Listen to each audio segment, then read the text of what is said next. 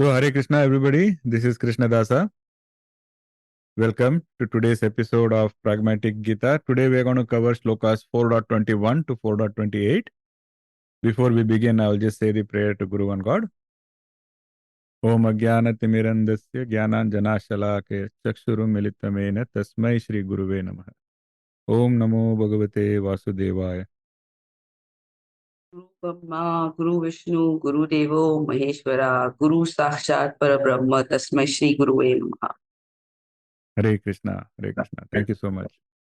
So let me start playing the Shlokas. So please keep your Bhagavad Gita ready on 4.21.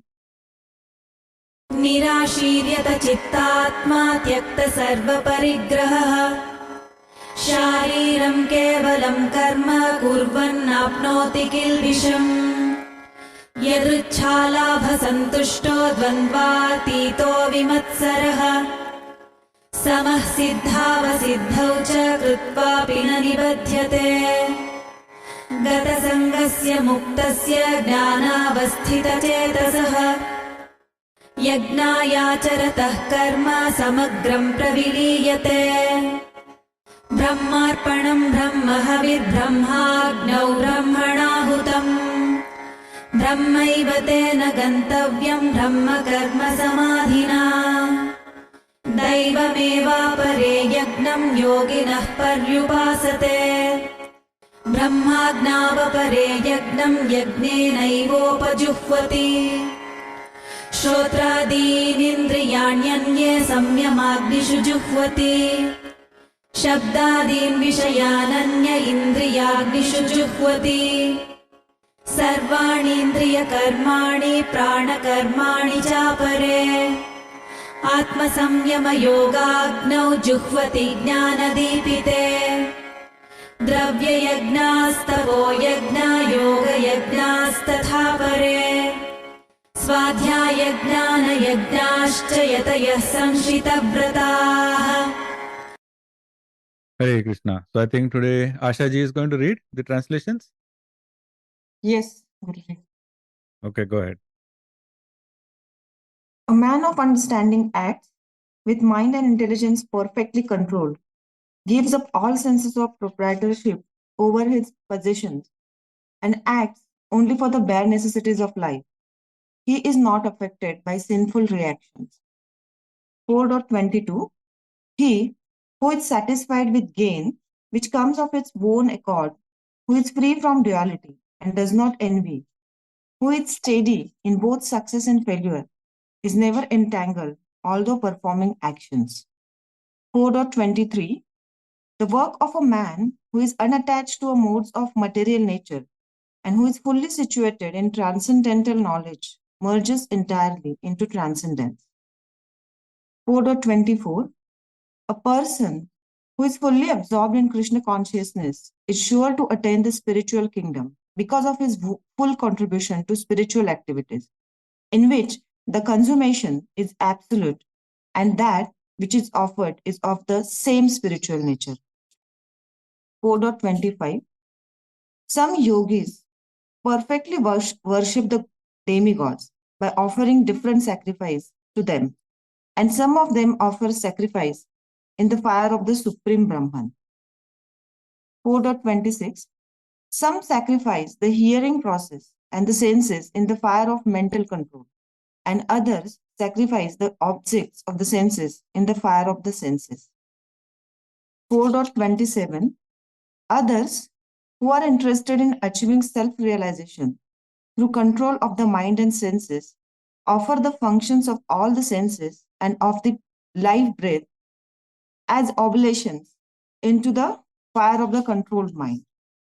4.28 Having accepted strict vows, some becomes enlightened by the sacrificing their possessions, and others by performing severe austerities, by practicing the yoga of eightfold mysticism, or by studying the Vedas to advance in transcendental knowledge. Hare Krishna. Hare Krishna. Thank you. Thank you so much. So in the previous session, in the last few verses, we learned the importance of Nishkama karma. I hope you all remember That was the main theme of the previous session, where Krishna said that Nishkama karma was the only way to escape from the reaction of karmic, from the karmic reaction. So here Krishna is going to further explain on what are the qualities required to perform Nishkama karma. So Krishna says just having theoretical knowledge is not enough for you to actually become a Nishkama karma yogi. You cannot perform Nishkama karma unless you have some qualifications. So what are those qualifications? Krishna has called out three. The first one he says Nirashih, which means free from expectations. See, that is a key of the famous Karmanyavadikaraste Mahaphaleshu Kadachana. That is a key where it says don't be attached, don't have expectations. Second, Yata Chittatma, which means full control over the mind and intellect. And third is Tyakta Sarva Parigraha. What that means is free from sense of ownership. So these three, Krishna says, are required. We have to develop these qualities and then we will be able to effectively perform Nishkama karma. See, our goal is Nishkama karma. So that is how we can escape from this endless cycle of action reactions. And in order to succeed, we need to develop these qualities. See, we have to realize that, in nature, Prakriti is dualistic in nature and nobody can escape from that nature. For example, wherever there is night, there is going to be day. Where there is happiness, there is also going to be sadness. When there is abundance, there is also going to be scarcity. You look around you, that is how Prakriti is. But this is what is called as Dwandwas in Sanskrit. So if you have one, you will also have the other. In other words, if you are experiencing happiness, then you will also experience sadness. Okay? I mean, it is not a question of if, it is just a question of when. So this is the nature of Prakriti. We cannot escape it. In other words, today if you can perceive light, tomorrow you will perceive darkness. It's a given. So we have to be in that awareness. So the concept of Dwandwa or duality is a fundamental principle, and it is not just in Sanatana Dharma. That concept is given in many philosophies also, even in Western philosophies. In the Upanishads, the Isha Upanishad also talks about it. I'll explain a little later the specific verse from the Isha Upanishad. But in Buddhism also they have the same concept. In Buddhism, they call it samsara. Samsara refers to the cycle of life, death, sukha, dukha, all of that, anxiety, dissatisfaction, they are all together called as samsaras. And it is suggesting that in Buddhism, they say that transcending this duality is possible if you follow Buddha's eightfold path. So Buddha has given an eightfold approach, just like how Patanjali has given the Ashtanga Yoga, just like that Buddha has also given an eightfold path. But the goal, why I am talking about that is, there Buddha says that when you are able to overcome this duality, this nature of duality, then you attain nirvana. Similarly, there is a religion called Taoism. And in Taoism also, there is a concept of yin and yang, which is the same concept, duality. And it says that unless we learn to balance the yin and yang, we cannot have peace or we cannot evolve. So as you can see, in many different cultures, there is this concept. Even in Christianity, there is a mention of duality. For example, there is a verse, it is in the book of Ecclesiastes, it says, there is a time for everything and a season for every activity under the heavens. There is a time to be born and a time to die, a time to plant and a time to uproot, a time to kill and a time to heal, etc. In other words, they are also talking about these dualities of nature. So this is a very common theme. Now, I just spoke about the Upanishad. I told you about the Isha Upanishad. So I would like to... The Isha Upanishad is a very powerful and profound Upanishads. All the Upanishads are, but Isha is very interesting. So later on we can study that also. But one particular verse I wanted to discuss, it is verse 9, which says, Andam tamaha pravishanti ye vidyamupasate tato bhuya ivate tamoya u vidyayaha rataha. Which means, into blinding darkness enter those who worship ignorance. What does that mean? What does worshipping ignorance means? These are the people who are not in the knowledge. They are following avidya. So these are the people who are stuck in rituals. They don't really understand devotion. They don't understand any of the qualities. They just think, if I put 50 paisas here, then I'm going to get something. If I break a coconut, then something good will happen. So they are in that mode. So here the Upanishad says that they are in the mode of darkness. But the next line is even more interesting, because there it says, into greater darkness enter those who blindly worship Vidya. Very, very profound. That is why I picked this shloka. So, if you are following avidya, you are going to enter darkness. But if you are blindly following Vidya, even then you enter darkness. And in fact, the shloka says you enter into a bigger darkness. Why? The first group of people, they are blindly following rituals. Okay, they are ignorant people. But the second group, they are the intellectuals. They have the opportunity and the privilege to study and learn a lot of Vidya, but they have no humility. They have no compassion. So they are studying all this from a perspective of ego. That I know so many Upanishads. I know Vedanta. I know Sanskrit. I know everything that Krishna has written. So the mindset is full of ego. They miss the whole point. The key is, such people never practice what they are studying.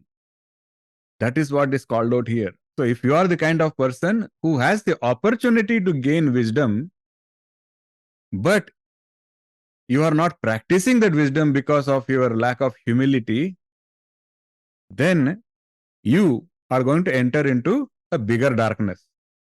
Just all keep this in mind. So even Bhagavad Gita, when we are studying, it is good to have the knowledge, but it is essential that we practice in some small ways, at least. That is why we spend so much time explaining Karma Yoga, Nishkama Karma Yoga, because those are things we can practice in everyday life in small ways. That is very, very important. And that is what Krishna has said. That is what the Upanishad also says. So in short, knowledge without action is not going to give you anything. But second, more important, action without understanding is also incomplete. Why am I doing? That is why Krishna spent 540 shlokas explaining the entire aspect to Arjuna. But Krishna, otherwise, he could have blindly said, Arjuna, do this, Arjuna, do that. But Krishna goes into so much depth because he wants us to understand the concept. And then he wants us to practice with that understanding. In other words, karmanyavadikaraste, you can say the shloka 1,000 times and you can say that act without attachment. But are you able to internalize that? Are you able to actually understand what that means, acting without attachment? That is what is called out here. You first understand, and once you understand, practice with this understanding. Now we spoke about dualities. Let us take the example of Sri Ram. Now Lord Rama, he also had to go through these dualities. He also had to face these dualities. At one time, he was enjoying the pleasures of the palace, princely life. He had everything he could want for, right? And then he also had to endure the hardship of the forest. But have you ever read anywhere that Lord Rama became arrogant when he was a prince? No. Or did you ever read anywhere that Lord Rama was crying and complaining because he had to be in the forest? No. In other words, when he had the palace, he handled it. When he had just a forest, he handled that also. The lesson to learn is how Lord Rama handled the dualities. That is the key takeaway. That is how he led by example. He handled the dualities with a samatvam, mindset of samatvam. So Lord Rama is one of the best examples of a sthita pragya, somebody who has practiced samatvam throughout his life. So Krishna is saying that this quality, this Lord Rama-like quality of maintaining samatvam is necessary in order to perform Nishkama Karma Yoga. Is that making sense? So he gave those three qualities we just spoke about, and then he says, develop those qualities and be in a mindset of samatvam, and then you can naturally practice Nishkama Karma Yoga. Now probably the shloka makes more sense, and also now it makes sense why we spoke about that Upanishad, where they said that you can have knowledge, but if you don't practice, you are going to enter into a bigger darkness. So all of these pieces you put together, the message is very simple. You cannot get liberation until you escape from the karmic cycles. You cannot escape from karmic cycles until you learn to practice Nishkama Karma. You cannot practice Nishkama Karma until you have those three qualities that we just discussed. And those three qualities are not enough. You also have to be in a mindset of samatvam, always. And understand what you are doing, why you are doing. This is the complete package. Not very difficult. Just a few things. Just have to internalize. And then it becomes easy. And once you start practicing with this mindset, you will see miracles in your life. Small miracles to begin with. Bigger miracles will automatically follow. Don't run behind miracles, but it is a given. That is how you experience these providences in life. So in other words, it is necessary to handle pain and pleasure with a calm mind. I mean, this Krishna has already said earlier also. Now, in the previous session, we spoke about inaction. Can somebody explain inaction? Anybody remembers?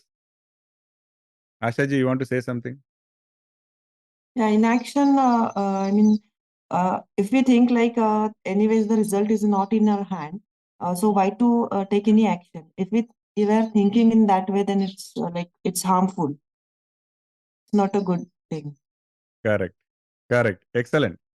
So in other words, we cannot try to cheat the system. We cannot say that if I don't do anything, then I will not have any karmic reaction. So I will do nothing. That kind of inaction is not possible, because we discussed that even if you are breathing, that is a kind of action and it is going to give you some karmic reaction. So Krishna said, don't focus on no action, focus on no reaction. And if you know how to focus on no reaction, that is the only way to get inaction. This is very beautifully explained. Okay.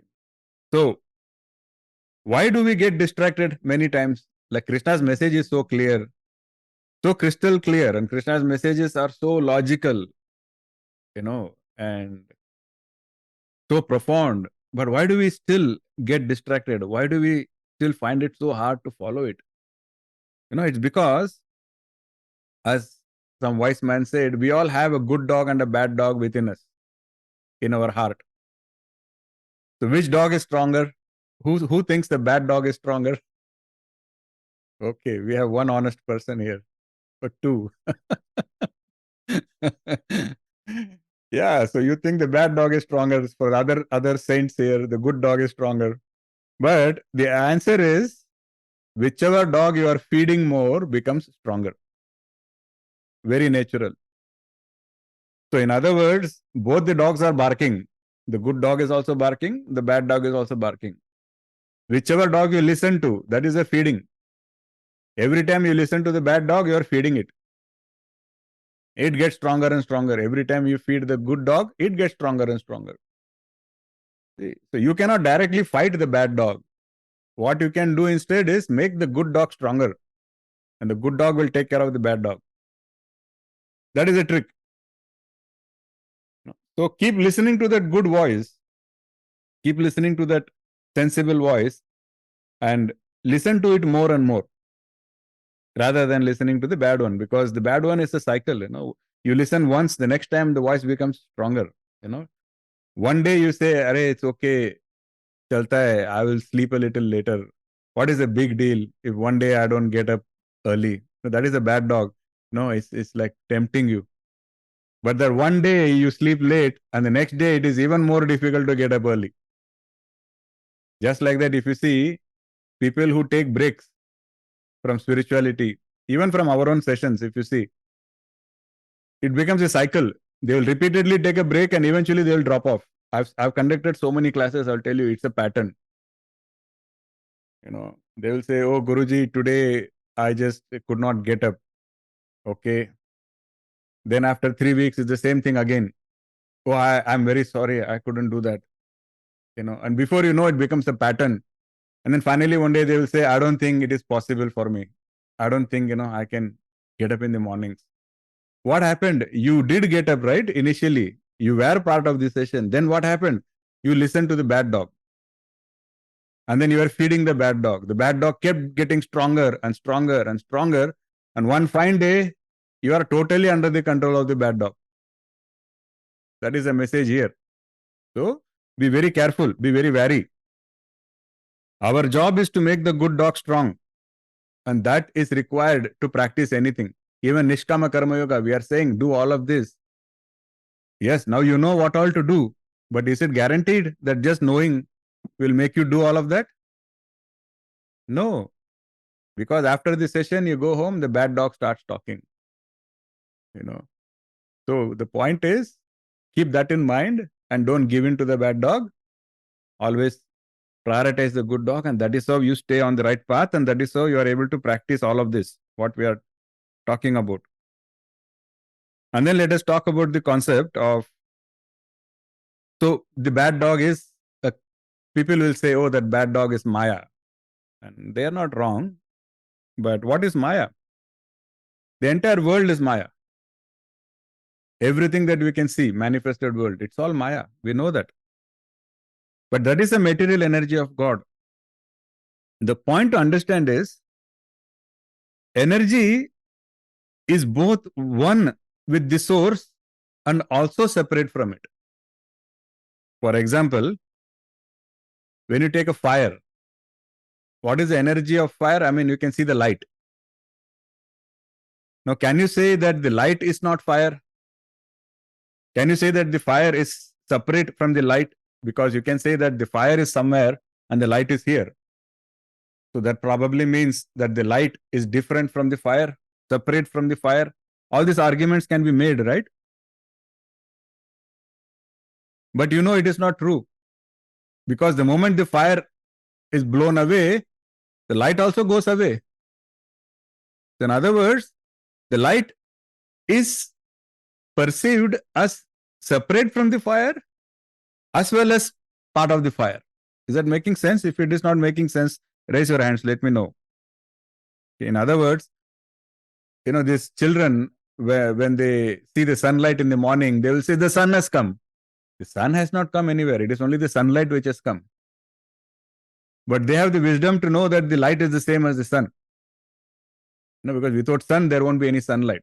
Where are we going with all these arguments? Where we are going with these arguments is that energy can be perceived as being distinct from the source of the energy, as well as being the source. In other words, sunlight can be perceived as something which is separate from the sun, as well as understanding the truth that sunlight is sun. There is no separation, because no sun, there will be no sunlight. And if there is no sunlight, you cannot perceive the sun. Is that making sense? Okay, very simple, correct? So if you use the same analogy, our soul is a tiny spark. Where is that getting its energy from? The soul is getting the energy from the supreme source, which is God. So you can perceive the soul as being separate from God, just like you are perceiving the sunlight to be separate from the sun. But the truth is, there is no separation.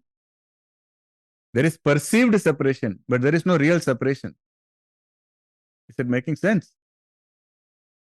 That is how we are trying to reason that our soul, although we perceive it as being separate because of our ignorance, has to be part of the source, because it is a energy. Soul is energy. So it has to be part of the source of energy. How can you separate it? So this should strengthen our whole conviction that our ultimate goal is to realize this is what self-realization is all about. Whenever people say self-realization, what does that mean? That means realizing this, not just theorizing, actually realizing, feeling, experiencing the unity between our energy and the source of energy. That is self-realization. And how can you do that? See, there is a gradual progression going on here. If you notice, all of you are smart people. You all done university, college, and all of that. So you can kind of identify the pattern here, where Krishna is so beautifully making a case. Like Krishna said, if you want liberation, you want to do this. If you want self-realization, you have to do that. And he knows that somewhere in our mind there is a question going on. What is self-realization?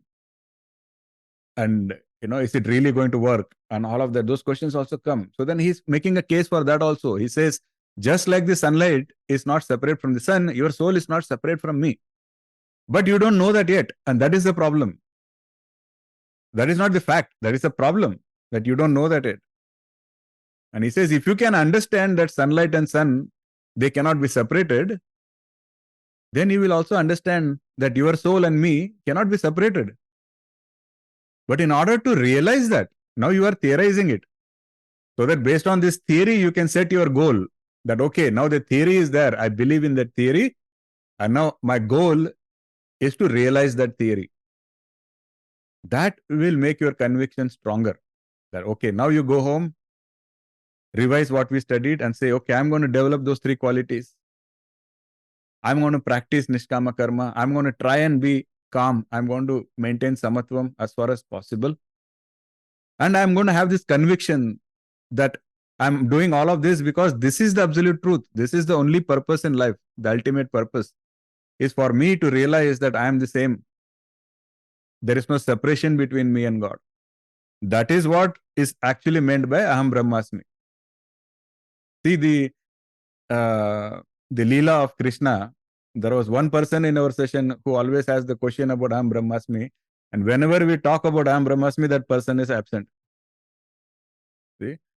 So that is another big Leela of Krishna.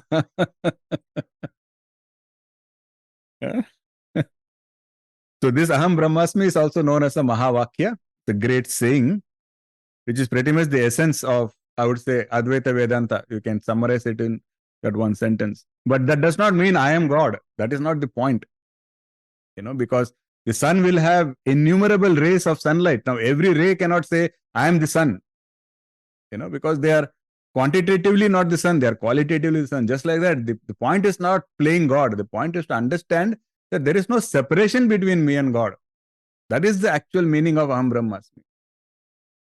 Like a drop of water can say that I am not different from the ocean. I am not the ocean, but when somebody says, that is the ocean, what they mean is there is no separation. That drop of water cannot exist on its own. Because it has come from the sky, and it came from the sky because it went up from the ocean, and eventually it is going to return to the ocean one way or the other. So that is his whole concept. So with this idea, then this Shloka 4.24 will make sense. Because if you just open the book and just read 4.24, it will not really make sense. Because what does 4.24 say? It says, Brahmarpanam Brahma Havir Brahmagno Brahmana Hutam Brahmaivate Nagantavyam Brahma Karma Samadhina. It's a very, very powerful shloka. We read that shloka before having food. That shloka basically says, the offering, when you are offering sacrifice, the offering is also Brahma. The spoon with which you offer, that is also Brahma. The fire is also Brahma. You are also Brahma. And when you just read it theoretically, it will not make sense. It is like, what is it saying? it is Brahma, that is Brahma, everything Brahma. But now you understood, because we just spoke about this concept of energy and the source of energy. There is no separation really. That is the whole idea behind 4.24. Now this one sloka, it always helps to remember. And sometimes in some schools, especially if you know Ramakrishna, is a great saint Ramakrishna. So in the Ramakrishna ashrams, before having food, they say this sloka. Because that sloka is a reminder of Aham Brahmasmi. The sloka is a reminder of the Advaita philosophy, that we may feel separate from God, but we are not separate. The separation is an illusion. So in spiritual practice, because this sloka talks about sacrifice, I want to also mention a little bit about sacrifices. So making sacrifices were part of the Vedas, no doubt about that. And people who do sacrifices the right way, they are also called as yogis only. But what we have to understand is the Vedas are categorized into three parts. Veda Vyas did an excellent job. He categorized the Veda, divided that into three parts. The first part is Karma Kanda. Kanda means section. The second part is Jnana Kanda, and third part is Upasana Kanda. So the first part is all about rituals. If you do this, you will get this. If you whatever, if you say this mantra, you can get this benefit. It's all rituals. The second part is Jnana Kanda, which is knowledge, wisdom, studying deep about Advaita, Dvaita, all of that. That is Jnana Kanda. And the third is Upasana Kanda, which is also known as Bhakti Kanda. That is what is concerned with devotion. So it is kind of a gradual progression. See, when, I don't know if we have any, Suchita is there. Maybe some of you who have done physics or math in school will know that, when you start in school, you don't directly start with calculus or theory of relativity. Because if a child goes to school and somebody starts talking about relativity, he will run away. They will never come back to school again. So when you start, it has to be interesting. It has to be very, very trivial. They will show like 2 bananas and say 1 banana plus 1 banana is 2 banana. Make it interesting, right? But at the end of the day, the banana was not important. What was important was the concept behind that. Just like that, you have to get somebody interested. People in lower level of consciousness, you have to get them first interested in the subject. If you directly tell an ignorant person that, Aham Brahmasmi, that person is going to not really have any traction or connection. So you get them started, get them introduced to the Vedas. Tell them, Vedas, what do you want? He will say, okay, I want a, boy, or I want a beautiful wife, or I want a husband, or whatever. Then you say, there is a method to get it. Then that person is very interested. Then they go start reading. At least they opened the book. See, that is the whole purpose of the Karma Kanda. But what Krishna says, you should understand the purpose. Don't get attached to that now. Its job was to just get you started. Just like you start your school, and kindergarten is very fun, I know. You get to play, you get to sing, dance, everything, But the idea was to get you introduced to school. You cannot say all my life I will just do kindergarten. How funny it would be. Would it make sense if somebody says I'm going to stay in kindergarten all my life? We laugh. But the same is true if somebody says I'm going to be with Karma Khanda for all my life. What is the point? The rituals was to just get you started, and you are supposed to evolve. And eventually you have to culminate in Upasana Khanda, Bhakti Khanda. That is what Krishna says. Bhakti is the ultimate. So it is very, very important that it is more like a bridge and not a goal. So that is why Krishna says that so people misrepresent many of Krishna's words to suit their own agendas. And as you know, I don't have any affiliations with any club or any. So that is why I'm trying to be as unbiased as possible. So that is what Krishna meant when Krishna said that don't do demigod worship. Krishna didn't say that those demigods are not worthy of worship. He never said that. He said your intent has to change. You cannot say that if I want to pass an exams, I will pray to Saraswati. If I want to win the lottery ticket, I will go pray to Lakshmi.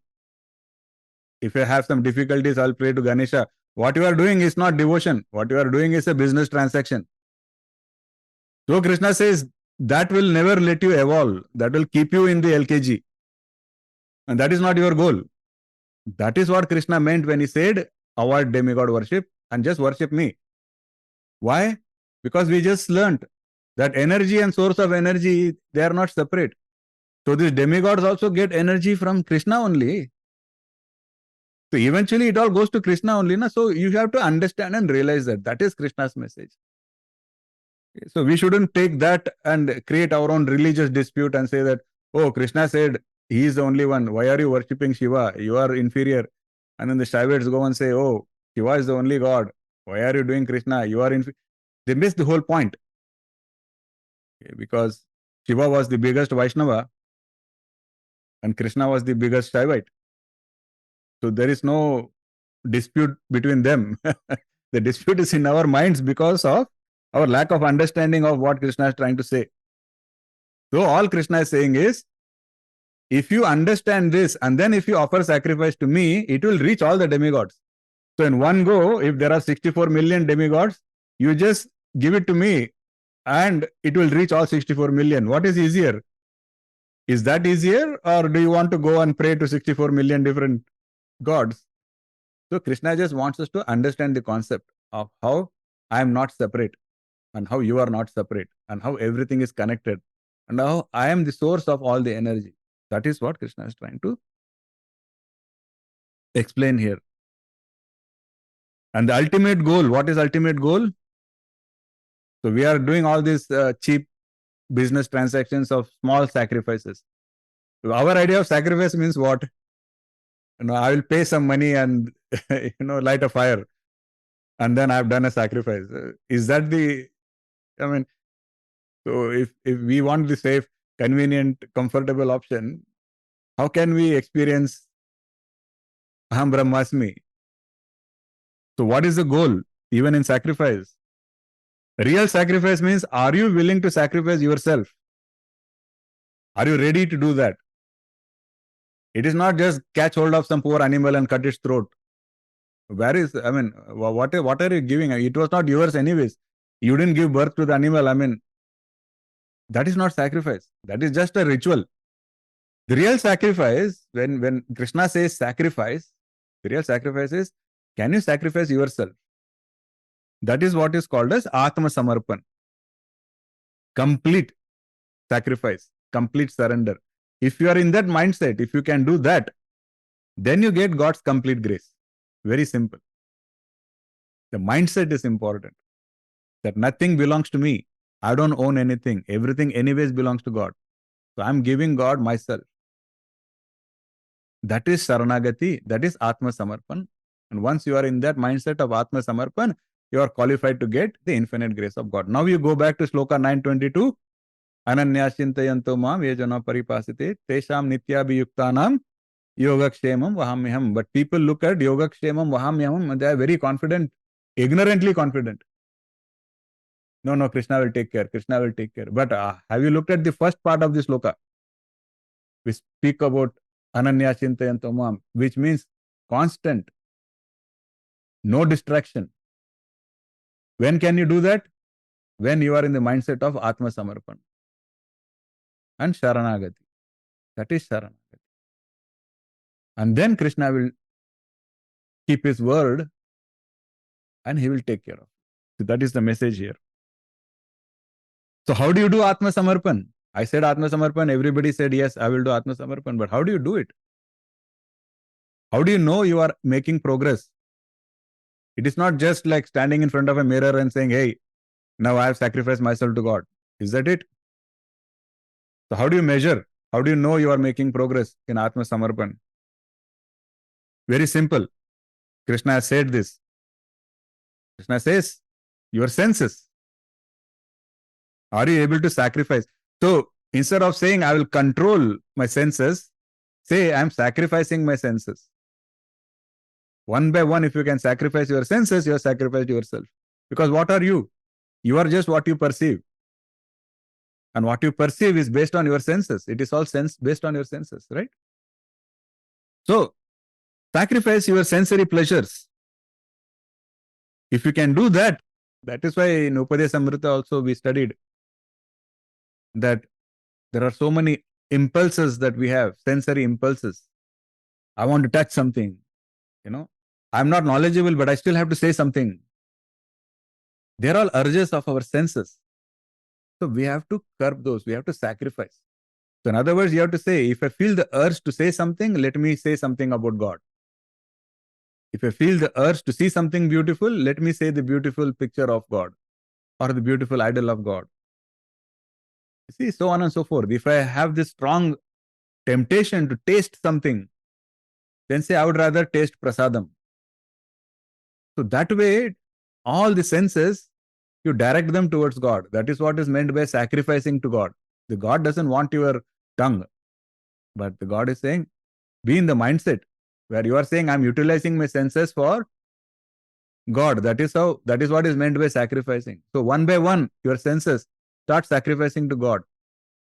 Then you will know that you are in the mode of Atma Samarpan and Sharanagati. That is how you sacrifice yourself. And then everything else makes sense. Everything else becomes fruitful for you. So Krishna beautifully says that when you throw all your sensory activities into the fire of self-control and self-discipline, you develop high character. And I love people with high character. So simple, right? So with this regards, I also want to touch upon this concept of worship. There are two types of worship. One is called Bahya Puja and one is called Manasa Puja. Bahya Puja means we are worshipping based on this ringing a bell and, incense sticks and all that external stuff. That is Bahya Puja. Manasa Puja means it is basically you are worshipping God in your mind. You can do it at any place, you can do it at any time. But the worshipping happens internally and that can happen constantly. So that is Manasa Puja. So Krishna has also said that the Manasa Puja is superior because what matters is the intent. See, Krishna said, right? Patram Pushpam Phalam Toyam. Remember that shloka. Krishna said, I don't care what you give me. You cannot give me anything that I don't have. So don't make a show. Don't say that I'm giving you gold and silver and no, I don't care. But do you have that devotion in your mind? That devotion develops when you do Manasa Puja. Because when you are doing Bahya Puja, you are distracted. We are very distracted. We are focusing on, they say na Chappan Bhoj, like I will have 55 types of food and I'm so busy in all of that where is time for me to focus? So let us try to practice that also. That whenever we talk about devotion, let us try to make it an internal, mental devotion to God. Then that is one of the things that Krishna was saying when he said don't focus on rituals, because rituals is part of Bahya Puja. So Krishna says that is not important. I mean, that may help you get on the path, but that won't help you succeed on the path. If you want to succeed, you have to somewhere evolve into Manasa Puja, where God is in your mind, in your heart. You have to get there. That is the whole message. Because Krishna basically, he is teaching us how to reach him. He's not just saying, do this. He's actually holding our hands. He's teaching us step by step. If we follow his teachings, we get into Atma Samarpan, and then definitely we have his promise that we will reach him. I hope this all makes sense. With that, I will stop talking. Hare Krishna, we will conclude today's session. I will open the floors. Any quick questions or comments? So, Guruji, the three qualities that you referred to are Nishkam Karma Yoga, Chitta Pragya, and Samatvam. Are we right? Yeah, so those three qualities are Nirashih means free from expectations. Yata Chittatma means full control over your mind and intellect. That is what we are talking about. If you have to reach Atma Samarpan, you have to control your senses. And control not in the brute force way. Control means direct it towards God. That is how you get to Atma Samarpan. And the third is Tyakta Sarva Parigraha means free from sense of ownership. See, when do you spend too much time in rituals? I am offering ghee. I'm offering this, I'm offering flower, I'm offering coconut. What do you mean you are offering? That ghee already belongs to God. That coconut already belongs to God. What are you really offering? So you are still in that ritualistic mode. That is why Krishna says don't get stuck there. Go into the Manasa Puja level. But for that, what has to happen? What is the shift that has to happen in the mind? Is you have to stop thinking that you are the owner or you are the doer. Understand that I don't own anything. No sense of ownership or doership. That is what Krishna is saying. Later on, we will study that shloka, Sarvaloka Maheshwaram, where Krishna is anyways the owner of everything. So we have to get into that mindset. If you have that mindset, then automatically your attachments will go away. Then you don't have any right? You cannot say that because I did this, I should get that. What do you mean you should get that? If you keep thinking deeper and deeper and deeper, your own body doesn't belong to you. Like your hair, when it grows, can you control it? You cannot tell your hair, today stop growing. Your nails are growing. You cannot tell your nails, hey, I don't like cutting, so please stop growing for 3 days. What part of it is in your control? So how can it be yours if you cannot control? So तुम्हारा सुनता ही नहीं, it doesn't listen to you, then how can it be yours? So your own body doesn't really technically belong to you. It is just given to you. That realization is important. And Krishna is saying that is the third quality you need. If you have that, then you can easily avoid this trap of entitlement, entitled behavior. I deserve this. I should get this. That is attachment. And that is, if as long as that is there, how can you do Nishkama karma? So Nishkama karma means you do without attachment to results. Don't say, I deserve this, I expect this, I should get this. No. Do what is right and then leave the results to God. That is what it means. Making sense? Okay then. Thank you everybody. Hare Krishna. Really appreciate your association. Very grateful for your association. Let's meet again in the next session. Till then, Hare Hare Krishna. Hare Hare Krishna. Krishna. Hare Krishna. Hare Krishna. Hare Krishna. Hare Krishna. Hare Krishna. Hare Krishna. Hare Krishna. Hare Krishna. Hare Krishna.